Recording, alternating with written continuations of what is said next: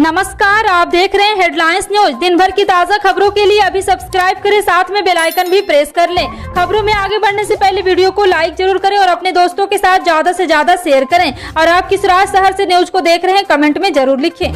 सांप्रदायिक नफरत फैलाने के आरोप में हुई एफआईआर का सामना कर रहे मोहम्मद जुबैर को सुप्रीम कोर्ट से बड़ी राहत मिली है। कोर्ट ने जुबैर को यूपी में दर्ज सभी एफआईआर में अंतरिम जमानत दे दी है। कोर्ट ने यूपी के सभी केस दिल्ली पुलिस को स्पेशल सेल से ट्रांसफर कर दिए। जस्टिस DY चंद्रचूड़, सूर्यकांत और SS बोपन्ना की बेंच ने यह भी कहा है कि जुबैर के पिछले ट्वीट्स को लेकर दर्ज किसी नई एफआईआर में उनकी गिरफ्तारी नहीं होगी। मध्य प्रदेश के नगर निगमों की तस्वीर अब साफ हो चुकी है। 2 चरणों में हुए नगरीय निकाय चुनाव में बीजेपी ने प्रदेश की 16 में से 9 सीटों पर कब्जा जमाया। वहीं कांग्रेस के हिस्से में 5 सीटें आई। 1 सीट पर निर्दलीय और 1 सीट पर प्रदेश में पहली बार निगम चुनाव लड़ रही आम आदमी पार्टी ने कब्जा जमाया है। पहले चरण की मतगणना 17 जुलाई को हुई थी। इसमें 11 नगर निगमों के वोट गिने गए थे। इनमें बीजेपी ने 7, कांग्रेस ने 3 और आप ने 1 सीट जीती थी और कांग्रेस ने 2 और 1 सीट निर्दलीय ने जीत दर्ज कर सेमीफाइनल माना जा रहा है। देश में महंगाई तेजी से बढ़ती जा रही। इस बीच केंद्र सरकार ने GST के दरों में इजाफा कर दिया है। सरकार की ओर से लिए गए फैसले के बाद में कई प्रोडक्ट के रेट में बढ़ोतरी हो गई है। अगर आप भी अमूल के फ्लेवर्ड दूध, दही या फिर किसी अन्य प्रोडक्ट का इस्तेमाल करते हैं तो अब आपको इसके लिए रुपये खर्च करने होंगे। जी हां, आपको बता दें कि एक बार फिर से अमूल ने कई प्रोडक्ट के दाम बढ़ा दिए हैं। आपको बता दें कि केंद्र सरकार की ओर से बढ़ाई गई GST के बाद कंपनी ने अपने प्रोडक्ट के रेट को रिवाइज कर दिया है। कंपनी ने बताया कि नए रेट 19 जुलाई 2022 से लागू हो गए हैं। सरकार की ओर से पैक्ड प्रोडक्ट पर लगाई गई 5% की GST के बाद ही कीमतों में इजाफा हुआ है। अमूल कंपनी ने दूध, दही, छाछ और फ्लेवर्ड मिल्क समेत कई प्रोडक्ट के रेट में इजाफा कर दिया है। दिल्ली NCR में बुधवार दोपहर बाद मौसम सुहाना हो गया। गर्मी से झुलस रही दिल्ली NCR को झमाझम बारिश से राहत मिली और तापमान में गिरावट दर्ज की गई। बीते कुछ दिनों से इलाके में गर्मी के चलते लोगों को काफी दिक्कतों का सामना करना पड़ रहा है। अनुमान है कि बुधवार को हुई बारिश के बाद राष्ट्रीय राजधानी क्षेत्र में मानसून एक्टिव हो जाएगा। बारिश के बाद दिल्ली NCR के कुछ इलाकों में जहाँ जल जमाव हुई समस्या, तो वहीं ट्रैफिक की रफ्तार धीमी हो गई है।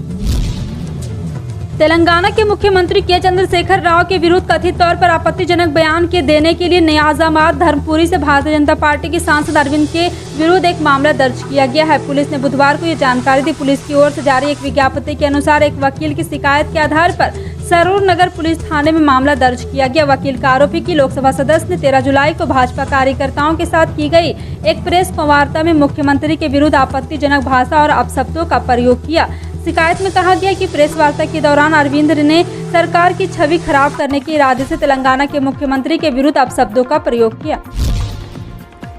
शेयर बाजार के दिग्गज निवेश राकेश झुनझुनवाला के फेवरेट स्टॉक की बात होती है तो उसमें टाटा ग्रुप के टाइटन का भी जिक्र जरूर होता है। इस साल टाइटन का स्टॉक अपने निवेशकों को तगड़ा रिटर्न दे चुका है। हालांकि कई बार शेयर में बिकवाली का भी माहौल रहा, लेकिन अब एक बार फिर स्टॉक रिकवरी के ट्रैक पर दौड़ रहा है। यही वजह है कि घरेलू ब्रोकरेज और शोध फर्म ICICI सिक्योरिटीज टाइटन के स्टॉक को लेकर काफी आश्वस्त नजर आ रहा है। ब्रोकरेज को उम्मीद है कि टाइटन बेहतर प्रदर्शन करेगी, क्योंकि इसमें पिछले 3 महीने की गिरावट के बाद अब रिकवरी आ रही है। महाराष्ट्र में अब OBC कोटे के साथ स्थानीय निकाय चुनाव हो सकते हैं। इसके लिए सुप्रीम कोर्ट ने अपनी मंजूरी दे दी है और मुख्यमंत्री देवेंद्र फडणवीस ने बुधवार को यह बात कही है। भाजपा नेता ने संवाददाताओं से कहा है कि हालांकि प्रदेश सरकार ने राज्य चुनाव आयोग से स्थानीय निकाय के लिए तत्काल चुनाव नहीं कराने का अनुरोध किया है, क्योंकि महाराष्ट्र के कई हिस्से भारी बारिश और बाढ़ से प्रभावित है। इससे पहले सुप्रीम कोर्ट ने महाराष्ट्र के स्थानीय चुनाव में अन्य पिछड़ा वर्ग यानी कि OBC के लिए उनकी आबादी के बारे में अन्य बहुजन आंकड़ों की कमी के चलते अलग कोटा रखा था। पिछले महीने मुख्यमंत्री पद के लिए अपनी पार्टी द्वारा शिवसेना का बागी नेता एकनाथ शिंदे का समर्थन करने के बाद वह उप मुख्यमंत्री बन गए हैं। रोजमर्रा की जरूरत के सामान जैसे पैक्ड दूध, दही, आटा, चावल आदि पर GST लगाने के बाद विपक्ष सरकार भी हमलावर है। विपक्ष ने सरकार पर बढ़ती महंगाई और GST पर चर्चा से भागने का आरोप लगा है, जिस पर बुधवार को केंद्रीय मंत्री पीयूष गोयल ने कहा है कि सरकार महंगाई और GST पर बहस से नहीं भाग रही। उन्होंने कहा है कि वित्त मंत्री निर्मला सीतारमण कोरोना से ठीक होने के बाद इस मुद्दे पर संसद में चर्चा हो सकती है। इस दौरान उन्होंने कांग्रेस पर सदन की कार्यवाही बाधित होने का आरोप भी लगाया है। राज्यसभा में सदन के नेता गोयल ने संसद के बाहर कहा है कि लोकतंत्र के प्रति कांग्रेस का रवैया विनाशकारी है। उन्होंने आगे कहा है कि जयराम रमेश के ट्वीट से यह उजागर हो गया है कि कांग्रेस सदन को बाधित करना चाहती है। देश में कोरोना के सक्रिय मरीजों की संख्या में बढ़ोतरी ने एक बार फिर से लोगों की चिंता बढ़ा दी। इस स्थिति को देखते हुए केंद्र सरकार ने सख्त रुख अपना लिया है। इसी क्रम में केंद्र सरकार ने बुधवार को कोरोना की वर्तमान स्थिति को लेकर समीक्षा बैठक की गई। समीक्षा के दौरान 9 राज्यों के 115 जिलों में बढ़ रहे कोरोना मामलों पर विशेष रूप से फोकस किया गया है। केंद्र की समीक्षा के सामने आया है कि देश में कोरोना मामलों का पता लगाने के लिए टेस्टिंग की संख्या में कमी आई है। अब कोरोना को हल्के में ले रहे हैं। सामने ये भी आया है कि लोगों में न केवल टेस्टिंग बल्कि वैक्सीनेशन को लेकर भी उत्साह घट गया है। सुप्रीम कोर्ट ने आम आदमी पार्टी की उच्च याचिका पर नोटिस जारी कर दिया है। जी हां, आपको बता दें कि जिसमें केंद्र सरकार के हस्तक्षेप के बिना दिल्ली में नगर निकाय चुनाव स्वतंत्र, निष्पक्ष और तुरंत कराने के लिए राज्य चुनाव आयोग को निर्देश देने की मांग की गई थी। अदालत ने मामले की अगली सुनवाई 26 अगस्त तय की है। वहीं एक अन्य मामले में सुप्रीम कोर्ट ने चुनाव आयोग और महाराष्ट्र के सभी बाधित राज्य पदाधिकारियों को यह सुनिश्चित करने का निर्देश दिया है कि स्थानीय निकाय के संबंध में चुनाव प्रक्रिया तुरंत शुरू की जाए और 4 मई के आदेश के आधार पर इसे आगे बढ़ाया जाए। पश्चिम बंगाल के राज्यपाल जगदीप धनखड़ को उपराष्ट्रपति पद का उम्मीदवार घोषित कर भारतीय जनता पार्टी ने क्या बड़ा ट्रम्प कार्ड खेला है, या मुख्यमंत्री ममता बनर्जी की मांग को पीएम मोदी ने पूरा करने की कोशिश की है। जी हां, आपको बता दें कि एक बार फिर से ये जानना आपके लिए जरूरी है कि पश्चिम बंगाल के मुख्यमंत्री ममता बनर्जी और राज्यपाल जगदीप धनखड़ के बीच कुछ भी ठीक नहीं चल रहा है और यहाँ पर जो फैसला लिया गया है बीजेपी की तरफ से वो एक सोची समझी साजिश भी हो सकती है। भारतीय रेलवे ने दरभंगा से मथुरा अजमेर के बीच एक स्पेशल ट्रेन की शुरुआत की है। इस ट्रेन को यानी कि 20 जुलाई को दरभंगा के सांसद गोपाल जी ठाकुर और समस्तीपुर रेल मंडल के TRM आलोक अग्रवाल ने हरी झंडी दिखाकर अजमेर के लिए रवाना किया। बता दें कि इस दौरान दरभंगा अजमेर स्पेशल ट्रेन का आकर्षक रूप से सजाया गया था। ट्रेन को देखने के लिए काफी संख्या में लोग जुटे हुए थे। पूर्व मध्य रेलवे ने यात्रियों की सुविधा ध्यान में रखते हुए दरभंगा से होते हुए सीतामढ़ी, बरगनिया, रक्सौल, नरकटियागंज, कप्तानगंज, गोरखपुर के रास्ते अजमेर तक के लिए परिचालन करने का फैसला किया है। राष्ट्रीय परीक्षा एजेंसी ने बुधवार को संयुक्त प्रवेश परीक्षा मेंस का दूसरा सत्र स्थगित कर दिया है। अब ये 21 जुलाई के बजाय 25 जुलाई से होगा। हालांकि NTA ने परीक्षा स्थगित करने का कोई कारण नहीं बताया है। NTA ने कहा है कि JEE मेन का दूसरा सत्र 25 जुलाई से भारत के बाहर 17 शहरों समेत करीब 500 शहरों में स्थित विभिन्न केंद्रों पर शुरू होने जा रहा है। इसमें 6.29 लाख उम्मीदवार शामिल होंगे। प्रवेश पत्र गुरुवार को डाउनलोड कर लिए जाएंगे, जिससे पहले प्रवेश परीक्षा 21 जुलाई से 30 जुलाई के बीच होनी थी।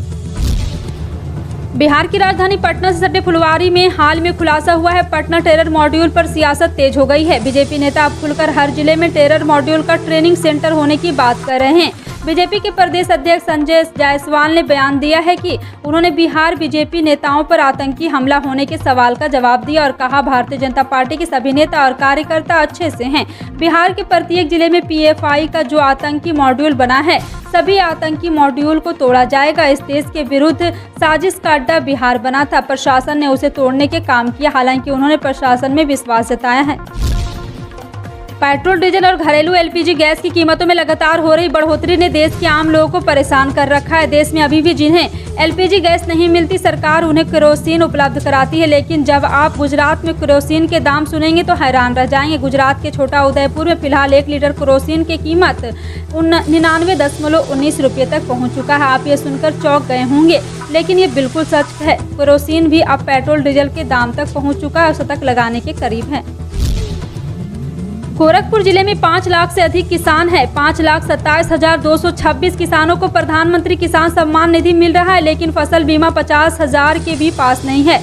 यह स्थिति तब है जब किसानों के पिछले 2 वर्षों में खरीफ के नुकसान के लिए 17 व 20 करोड़ रुपए का मुआवजा मिल चुका है। मौसम इस वर्ष भी है, आपको बता दें, किसानों के लिए अच्छा संकेत नहीं दे रहा। खरीफ पर संकट के बादल मंडरा रहे। फसल को समय पर पानी नहीं मिला तो किसानों को भारी नुकसान हो सकता है। लेकिन अभी तक जिले में सिर्फ 31,000 किसानों ने फसल बीमा के लिए पंजीयन कराया है। केंद्र की अग्निपथ योजना के तहत वर्ष 2022-23 के लिए हरियाणा के 4 जिलों में सेना भर्ती रैलियां आयोजित की जाएगी। बुधवार को यहां एक आधिकारिक बयान में कहा गया है कि योजना के तहत पहली भर्ती रैली 11 से 25 अगस्त तक हिसार में आयोजित की जाएगी। इसके अनुसार इसके बाद अंबाला, भिवानी, रोहतक में रैलियां आयोजित की जाएगी। और केंद्र सरकार ने हाल ही में सेना में भर्ती के लिए अग्निपथ योजना पेश की थी, जिसके तहत 17 से लेकर के 21 वर्ष के युवाओं को 4 वर्ष के अनुबंध के आधार पर थल सेना, नौसेना और वायुसेना में भर्ती किया जाएगा। योजना के तहत भर्ती किए गए युवाओं को अग्निवीर कहा जाएगा। मध्य प्रदेश में पहली बार नगरीय निकाय चुनाव लड़ने वाली ऑल इंडिया मजलिस इत्तेहादुल मुस्लिमीन को बुधवार को घोषित परिणाम में पार्षदों की 3 सीटों पर जीत मिली है। इसी के साथ इस महीने के पहले पखवाड़े में हुए नगरीय निकाय चुनाव में MIM के जीते हुए पार्षदों की संख्या बढ़कर 7 हो गई।